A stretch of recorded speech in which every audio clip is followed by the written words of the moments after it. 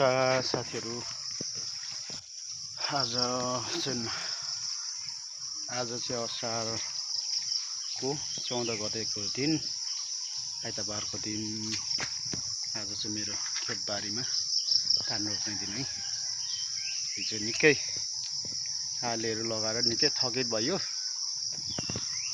र पनि जिउलाई सन्चो त छैन, र पनि अब आज अन्तिम दिन बिउहरू ओसार्ने काम भइरहेको छ। ल हाम्रो छोटे राजा पनि गर्दैछ। यो ब्लगलाई जति सक्दो माया गरिदिनु होला। म अब यहाँ बिउ रोप्नु गइरहेको छु। साथीहरू लाग्यो, बिउ बोक्नु जानु पर्यो, बिउ पुऱ्याइदिनु पर्यो। है साथीहरू,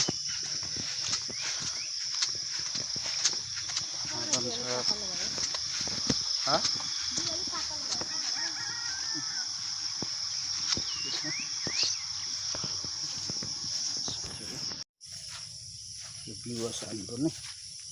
मैले हिजो निकै ओसारिसकेको छु। अब आज बाँकी छ।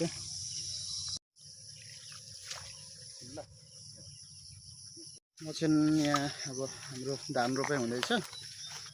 यहाँनिर बिउ ओसार्दैछु है साथीहरू।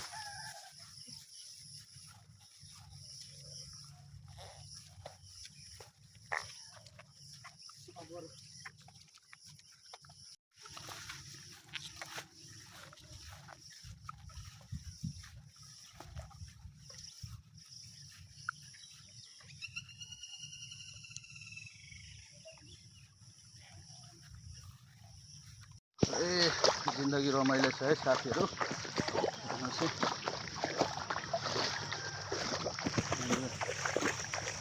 आली लगाउने काम यस्तो भएको छ यहाँनिर।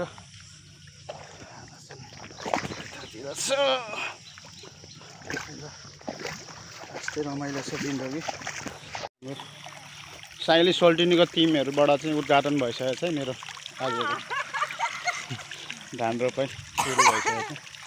हाम्रो साइली सोल्टिनीको टिमबाट चाहिँ, ग्याङबाट चाहिँ सुरु भइसकेको छ। मेरो बारीको खेतको होइन, एउटा खेत सकिसक्यो।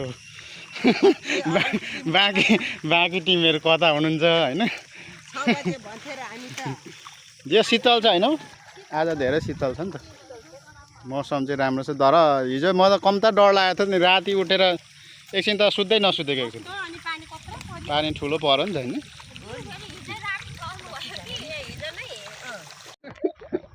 हाम्रो दोस्रो टिम पनि आउँदै हुनुहुन्छ है पर। अब आफ्नो भनेको त ड्युटी यही हो साथी हो। आज त बिउ ओसार्ने हो, बिउ ओसारेर सहयोग गर्ने हो। आज त्यस्तै छ। डोको बोकाइ निकै अर्ग्यानिकै छ नि त होइन। ल है साथीहरू,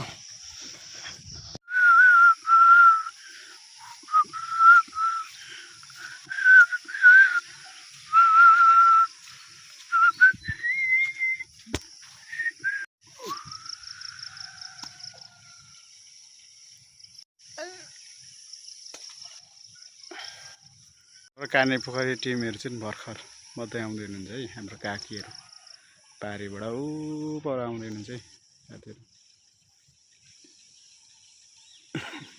अरू टिमले चाहिँ यहाँनिर आधी उधी गरिसक्नु भएको छ।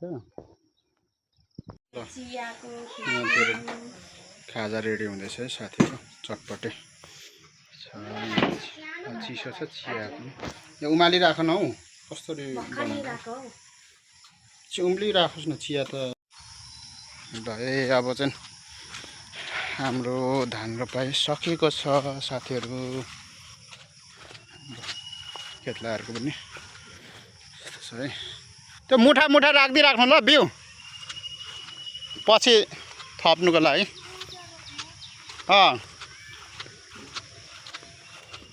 साथीहरू अब चाहिँ सक्यो है। मैजार खानु आउनु होला है सबैजना साथीहरू।